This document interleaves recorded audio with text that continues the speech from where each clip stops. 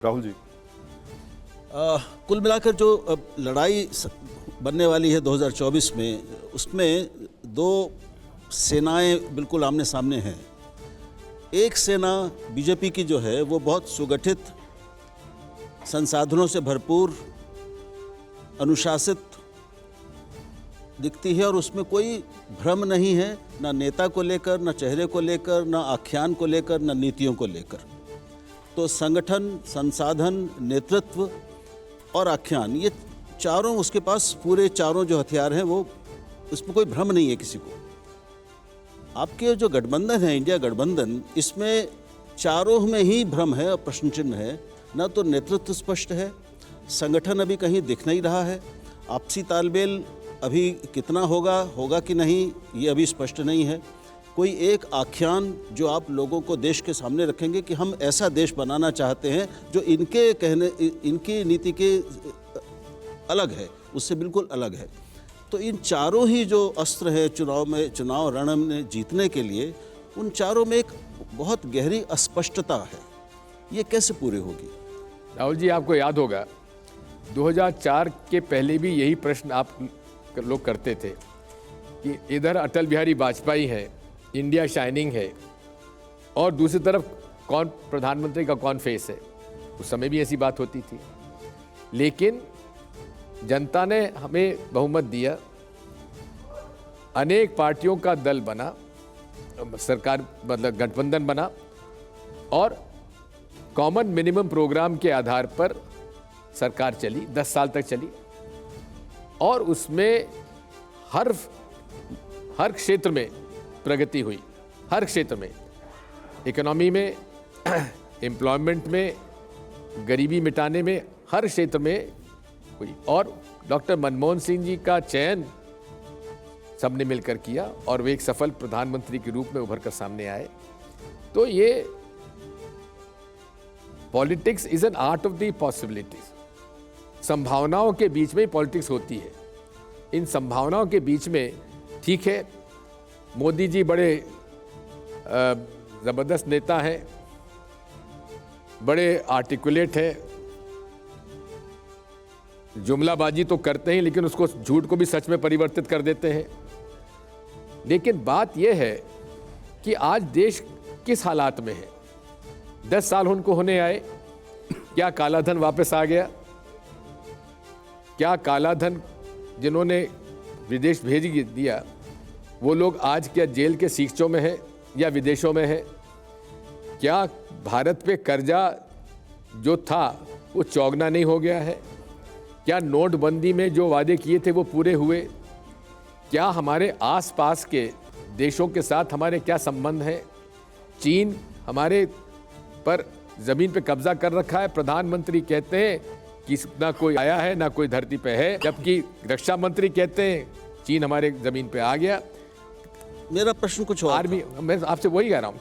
आप बात कह रहे हैं क्लैरिटी की, आपने वही कहा है। आपकी आपसी पार्टियां अपने अपने प्रदेशों में अब भी लड़ रही हैं, कल तक लड़ रही थी, और आज जो बयान छपे हैं वो भी, बंगाल को अगर आप ले लीजिए। राहुल जी, मैं आपकी बात पे सर मैं एक लाइन जोड़ दे रहा हूँ, ये नेशनल इश्यूज पर हमारी कॉमनलिटी है। दिग्विजय जी, एग्रीमेंट नेशनल इश्यूज पर है, राज्यों के अंदर हम लोग राज्यों के। एक लाइन जोड़ देता हूं मैं। ममता बनर्जी ने कह दिया बंगाल में 2 सीट देंगे, इससे ज्यादा नहीं देंगे। आपकी पंजाब कांग्रेस की यूनिट अड़ी हुई है इस बात को लेकर कि आम आदमी पार्टी के साथ में गठबंधन नहीं करना है हमको। दिल्ली की यूनिट की भी यही स्थिति है। माननीय, मैं उसमें इन्वॉल्व नहीं हूँ, इसलिए मैं उसका कोई उत्तर नहीं दे पाऊंगा, क्योंकि उसमें क्या चर्चा हो रही वो जानकारी नहीं है। हर्षवर्धन, विजय सिंह जी, आपने एक शब्द इस्तेमाल किया, कुटिल प्रयास। वो आपने इस्तेमाल किया था कि सरदार पटेल और पंडित जवाहरलाल नेहरू के बीच में भारतीय जनता पार्टी बिल्कुल है। लेकिन एक आरोप आपके ऊपर भी लगता है जी। कहा जाता है कि आप सिर्फ बयान देते हैं विवाद के लिए, और आपने अभी कहा कि प्रधानमंत्री नरेंद्र मोदी जुमलेबाजी करते हैं, सब झूठ निकल जाता है, झूठ को वो सच कर देते हैं। लेकिन आपने देश पर आतंकवादी हमला हुआ और उसको संघ से जोड़कर संघ आप की बिल्कुल साजिश। गलत कह सवाल रहे हैं। पूरा होने दीजिए। आप बिल्कुल गलत सवाल तो होने दीजिए। बात नहीं, सुन लीजिए। मैं जानता मेरी हूं घोर आप- नहीं, घोर आपत्ति है। मैं जानता हूं ये सवाल नहीं, आपके लिए आपकी कठिन है, घोर, लेकिन सुन मैंने लीजिए कभी सर। ये बयान नहीं दिया सर, सवाल मैंने तो कभी बयान नहीं दिया। मेरी बात तो पूरी हो जाने दीजिए। आप जब गलत बात करें तो उसका आपत्ति क्यों नहीं आप करूंगा? कह दीजिएगा मेरी बात। मैंने कह दिया आपको, पहले आप विड्रॉ करिए आपके मैं सवाल। कह रहा हूं ना, आप विड्रॉ करिए कि मैंने कभी उसको बात ही नहीं पूरी की। हर्षवर्धन जी, अगर नहीं, वो मान रहे आपने हैं जो इस सवाल आरोप को मुझ तो पर छोड़ दें। लगाया वो गलत है। मैं कह रहा हूं ना कि आप मेरी बात सुन लीजिए। 26/11 आप मेरी बात सुन लीजिए। मैंने 26/11 को आरएसएस का उसमें हाथ होना कभी नहीं कहा मैंने। आप मुंबई में 26/11 आरएसएस की साजिश पुस्तक का लोकार्पण आपने किया या नहीं किया?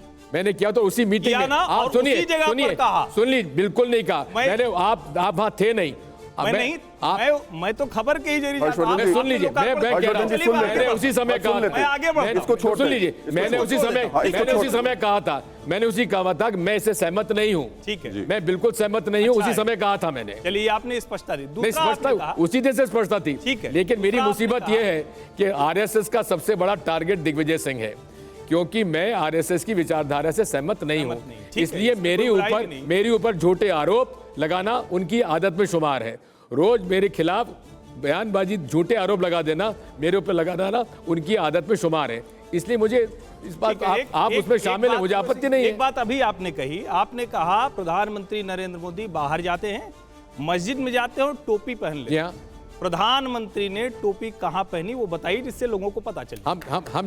हम आप ये क्योंकि हम- ये भी एक हम- ऐसा है ना जो हम आपको- संदेह पैदा करने जैसा, हम आपको- ईवीएम जैसा। हम आपको चित्र दिखा देंगे। नहीं नहीं, अभी बता दीजिए ना। और मेरे हमको- पास चित्र आपने पहले बताया आप होता। प्रधानमंत्री के ऊपर इतने गंभीर आरोप लगा रहे अगर हैं। आपने पहले बताया होता मैं आपको नहीं दिखा नहीं, देता। आपने कहा ना, हमने थोड़ी नहीं कहा। आपने कहा कि अगर मेरे प्रधानमंत्री पास ने टोपी वैसे- पहनी बाहर। अगर आप ये प्रश्न पूछने वाले हैं तो मैं अपनी जेब में लेके नहीं नहीं, आता। मैं तो आपके से चलिए। प्रश्न ले रहा हूं, तो आप समीर ऐसा जी। नहीं बोलना चाहिए नहीं, जिसका ठीक आपके है। पास तर्क नहीं। तर्क समीर जी है मेरे बताइए। पास, तथ्य नहीं। सबूत और समीर जी, अगला सबूत भी है सवाल, मेरे पास। अगला सवाल, समीर जी। प्रधानमंत्री पर ऐसे आरोप नहीं समीर जी, लगाना। अगला सवाल। आपको भी आरोप मुझ पर ऐसे नहीं लगाना नहीं, चाहते। मैंने तो आपको सर ठीक है। तथ्य बताया। हर्षवर्धन जी, ठीक मैं तो कह रहा है। हूं, समीर जी आगे। प्रमाण- जी जी प्रमाण दे दूंगा आपको। समीर जी आगे। दिग्विजय सिंह जी, मेरा आपसे प्रश्न है कि मध्य प्रदेश के अंदर भारतीय जनता पार्टी ने इस बार अपने सांसदों को विधानसभा चुनाव लड़वाया। खबर यह भी आ रही कि राज्यसभा के सांसद भी इस बार चुनाव लड़ सकते हैं। आप 2019 में साध्वी प्रज्ञा के खिलाफ लोकसभा चुनाव लड़े थे। क्या अगर मध्य प्रदेश में ज्योतिरादित्य सिंधिया को लोकसभा चुनाव लड़ते हैं तो आप उनके खिलाफ लोकसभा चुनाव लड़ेंगे? देखिए, मैं पार्टी का एक समर्पित कार्यकर्ता हूं, जो आदेश होगा उसका पालन करूंगा। दिग्विजय जी, एक सवाल बड़ा महत्वपूर्ण है। राहुल गांधी की न्याय यात्रा शुरू हो रही है, आप तमाम तैयारी कर रहे हैं। एक लेकिन बड़ा गंभीर सवाल खड़ा हुआ, जो उनकी यात्रा के लिए चंदा इकट्ठा होना था, उसका QR कोड और जो उसकी डोनेशन लिंक थी वही गलत छाप दी गई। अब इसको आप किस तरीके से देख रहे हैं? ये लापरवाही, गलती है, या फिर आप कहेंगे ये कोई साजिश है? नहीं, मुझे जानकारी इसकी नहीं है।